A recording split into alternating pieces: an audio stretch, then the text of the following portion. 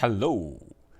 Thanks for tuning in to another video. This time we'll be looking at the elusive Star Wars Black Series 212th Clone Battalion 112 scale figure from Hasbro. In the US, it's exclusive to Walgreens stores, but where I am, well, we tend to separate our drugs from our toys, so I just got it in a regular mom and pop toy store. As you guys might know, this figure was wrapped up in mystery and controversy. It was announced 6 months ago, and then there's no news as to how to pre-order it. Then it went silent, and we didn't even know if this project is still alive. Then one day, pop, it came out in various places. In Hong Kong, I got mine this past weekend, literally on New Year's Day, so that was a good way of kicking off 2022. And then there was a controversy. When the on-hand pictures of it came out, there was the ever-pervasive question on to black line or not black line. Of course, I'm referring to the great debate of the black line above the visor. Proponents of the animation show is cool with no black line. Others like them on because it's more akin to the live-action portrayal of clones. I go with the latter, simply because, in my own humble opinion, I just think it looks better. So part of this video will simply show you how I paint mine on. So it's sort of like a tutorial. I'll also touch briefly on how it looks on a shelf with the other 212th Battalion related figures, such as the Obi-Wan figure, Commander Cody, and of course, the Entertainment Earth 212th Battalion Trooper, for those lucky enough to have that one. So let's move on to the review. First, the packaging. What can I say about the packaging? Nothing new that can add value to what's already said. It does its job. You get the Clone Wars yellow, and then you get a window that actually shows a figure. You can see that it's actually a very simple figure, which is fine. It only comes with a DC-15S blaster carbine. On the side, you get the portrait, very nice portrait. And the back, of course, there's the blurb. Now, let's go ahead and quickly break this thing out of its prison, shall we? Now, out of the package, I have to admit, the naked brow on the helmet is a bit weird at first glance. As Nate from Out of the Basement rightly pointed out in their recent live stream, a design like the Coruscant Guard has visually more going on the helmet, whereas the 212th Trooper has a very basic paint scheme with only the yellow triangle demarcating the battalion. Perhaps I've spent too long looking at the Entertainment Earth release and used to see them with it. And already you could see one big omission on this figure, which is the back of the helmet is missing the yellow markings. Aw man, Hasbro, come on. Oh well, in the latter half of the video, I will also include some footage on how to fix this. In terms of which mold Hasbro used for this figure, it is essentially the same exact mold as the recently released Imperial Shock Trooper, without the pauldron of course. It seems Hasbro is now beginning to settle for this variant and some with the Captain Rex body variant. I personally prefer Rex, but this new mold is beginning to grow on me, although the tiny shoulder pads is still not ideal for me. Now is the comparison everyone's waiting for. Let's see how it looks next to the previous 212th Battalion figure from the Entertainment Earth 4-pack. The ever-reliable Yakface has posted some interesting photos, courtesy of re.0.figures.unboxed. One of the photos shows the Entertainment Earth figure is slightly shorter. In real life, the difference is not so apparent. The proportion of the helmet is different. This one looks more like a guy in a suit, although I still prefer the older helmet. But the new one is good as well. It is definitely a huge improvement from the Kamino Trooper with the warping in the back and all. That one's disastrous. As for the color, the older release is slightly more subdued and mustard. The new one has the saturation dialed up a bit and the yellow is more tangy.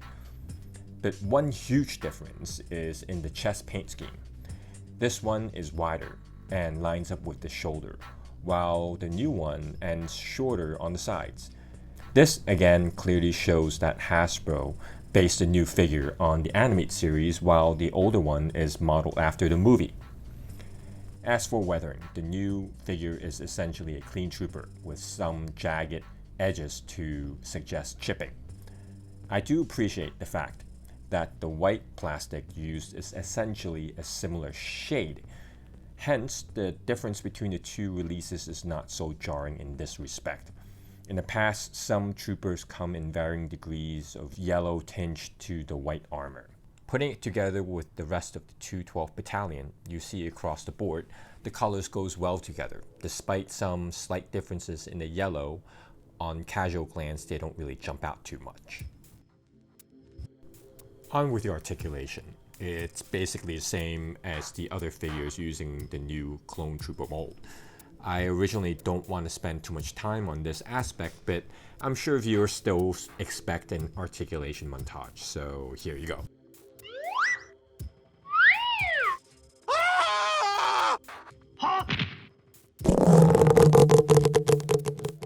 All right.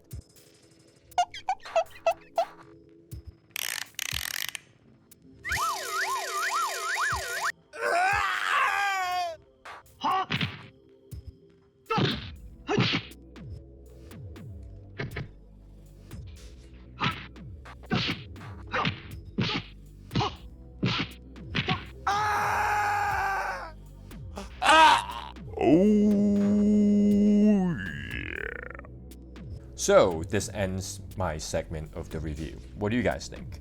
I personally think it's a decent release, not as bad as some people make it out to be. In real life, it looks okay. It's got a nice weight to it, and with the black line above the visor, I think it will look even better. So, for those who stuck around until now, stay tuned because next I'll show you how I drew the black line and fix the back of the helmet. But for those who wants to leave, thank you very much for tuning in, and I hope I'll see you in the next video. So for this exercise, I'm going to do two things, right? One, I'm going to draw the brow above it. Second of all, I'm going to fix this thing in the back over here where, of course, kind of ended where the seam line is for the helmet. It's kind of ended there. So I think this is kind of somebody messed up in the factory, right? Of course, you would need the figure. For the line, I will actually go with a Gundam marker, masking tape, and then some way to fix it afterwards, which is, in this case, the clear coat semi-gloss. In case I've made a mistake, I'll use the X20 thinner from Tamiya, and of course, these sharp little Q-tips over here would help. But that is if I messed up. Now, for the top yellow line over here, I would go with, of course, the primer, Mr. Color Spray. This color that I use is number 58. It's called Orange Yellow. And from my experience, this one matches this pretty well. So if I were to cover and do this whole entire thing and only do this, it should not be able to call attention that is different from the other parts. You know, if you don't work with masking tape, it's good to have these scissors over here, and of course, hobby knife. It is always recommended to use these magnifying glass, especially for my old eyes, because I can't see that well. But again, if your painting can pass the magnifying glass, most likely it's going to photograph well. And in naked eye, it will look even better. Last but not least, please save your lungs when you do spray painting and stuff. So let me attack the line first, right? What I'm going to do is, I can easily, in the past I've just basically used this, the Gundam marker, and just kind of carefully draw them in, right? But of course, if you want to have some sort of an insurance policy, then you could just go ahead and try to tape it up just to protect the other edges. This is relatively easy because there's not a lot of painted things around here to protect, but I'm going to do for you anyways because, hey, you know, it's always good to veer on the more conservative side. So you do your best. You could use a tweezer for this or not. You basically on the top over here, just kind of line it up like this.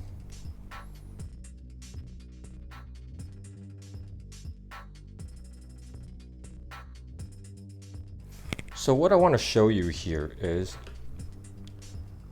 over here, of course you try to go up against the edge over here, and here, because there's a level change, you know, I will still stick to the edge. But usually what I do with these lines is that when I draw them in there or paint them in there, usually what I do is I just go on this surface. I wouldn't even bother on these type of surfaces, because up here, especially down here, I generally want to leave that kind of white, just to have a slight separation, a white separation between the visor and the line, right? And then you see a lot of people do this, but when you have it in there, just to make sure that this is not for spray painting, right? But if you want to do for spray painting, you gotta be very careful about leaks. So you just want to, oops, brought out the camera, but you just want to be able to, can I focus a little bit? Here you go. You just want to be able to just kind of rub it in with a Q-tip. So this is what I have so far. As you could see, it's actually quite rough. I mean, it's not that precise. I usually would go even in, like, tape this thing up if I were to spray paint. But in this case, I'm just doing just for a little bit, just as insurance, as I'm using this marker, which is pretty easy to control. So usually I would tape this thing up over here, but I believe my skill enough that I could just make that mark without making too much of a fuss. So as you could tell, what I did was I pretty much just drew this in here like that. You could tell over here already, oh gosh, this part over here already kind of went into there. But no worries, because what happened is then I would take the Q-tip later on with the thinner, and I would just kind of clean it up that way. So this is how it looks like. Already for me, it just looks better. As you can tell over here, there's spots like this where I kind of just went whoop over the edge. Again, I'm going to wait until it kind of dries just a little bit, and then I'll go in with a Q-tip, a very small Q-tip, and put on some X20 thinner. And I'm going to kind of just clean that up a little bit, okay? Okay, about the thinner, make sure that you're using the X20 thinner. I've made the mistake of using the X20A thinner, and from my understanding, it's the acrylic thinner, and that version is actually not as strong as X20. But this one is actually not as strong as the lacquer thinner, so it's kind of in between. Usually, I would go with this miniature Q-tip. And for people with very small noses and ear holes, I guess, right? No, actually, just kidding. This is for modeling. But then what you do is you dip it in thinner and you just kind of ride along the edges over here. I'm not going to do it on camera because I'm going to mess up even more. But just ride it along the edge and just kind of clean this up a little bit as I go along. It should be fine, especially because this over here, this is raw plastic. Usually once you dip it in there, you kind of wipe it off with a paper towel just to make sure it doesn't like leak all over and hence maybe damage the paint otherwise. But this should be okay. So I'm going to just do it off camera and let you see the results. But again, like, you know, just kind of ride it along the edge so that you clean up the edge as it goes along, okay? Okay, so this is the end result, right? It seems to be only when you put it against a microscope would you be able to see some of the flaws, but overall it should be okay. You see there's actually some place over here still need to clean up, and actually go in with the Gundam marker to actually then fill back up with places that, you know, might just basically go back and forth between this and cleaning it up. You might notice that sometimes the Gundam marker might actually seem like it's clogged. All you need to do is get a regular piece of paper and you kind of just draw on it. Just keep on doing that little dot thing and circular motion until the ink seems to come out again, and you should be okay. Now what I'm going to do is I'm going to kind of spray coat over this so that I could move on to the next part, which is masking tape this thing over here and then begin to spray paint that particular part. Now about spray painting, I want to isolate the head. Usually I would just take the time to boil this and then disengage this. But then in this case, I want to make a big production out of it. So all I did was just take a plastic bag and then I just poke the head through it. Just tape around there just to make sure there's no leaks. And that's pretty much it. And I'm going to spray a clear coat over this right now. So basically, this is what I have so far, right? I decide, before I'm going to tape this whole thing up, I'm going to show you this first layer over here, which is I think the thinnest tape that you could get with the masking tape. And the way I do it usually is that the reason why, if it's a high curvature like this, I usually go with the thinner tape, just so it's easier to just kind of negotiate the curves. And then once I'm okay with this, looking at it from all angles, then I would then go ahead and tape it up, the rest of it, and I'll go ahead and spray paint it. Actually, this part is not hard. This part is not hard. It's the middle part that's actually a big pain in the butt, precisely because of these really, really like minute edges that like you can't really sink the teeth of the tape into. So you have to kind of just go over it little bit by little bit with little pieces of tape and just kind of do it in segments, like boom, boom, boom, boom, like that, right? But hopefully it'll work out, and I will catch you later. Okay, once it's all taped up, you see this? I went with the thinnest tape, and then I went with the next width, and then after this, you just kind of make sure that this edge is protected in terms of paint seepage, but then this edge over here is like, well, you just kind of wrinkle and stuff, and just do whatever you want, and just kind of make sure that nothing gets leaked there. What I'm going to do next is I'm going to then spray, first, since it's taped up, I'm going to first spray a layer of primer first. After I got this part to dry, I'll spray the yellow paint. So after removing a tape, I'm actually quite happy with the way it turns out. And it looks like it matches well with the other colors. So you guys that wants to replicate this could, you know, buy that same color. You're guaranteed to come up with a pretty close match. But overall it's good. I might have to do a little cleanup, but I just sprayed a layer of clear coat over it, and that pretty much ended my segment. And after this thing dries, I'm going to take this off, and voila, you know, I've got a fixed figure. So you can see how it looks with the band across right now. It should bug me a little bit less, but I'm sure some of you actually prefer it without. So anyways, thanks for checking me out, and I'll talk to you soon.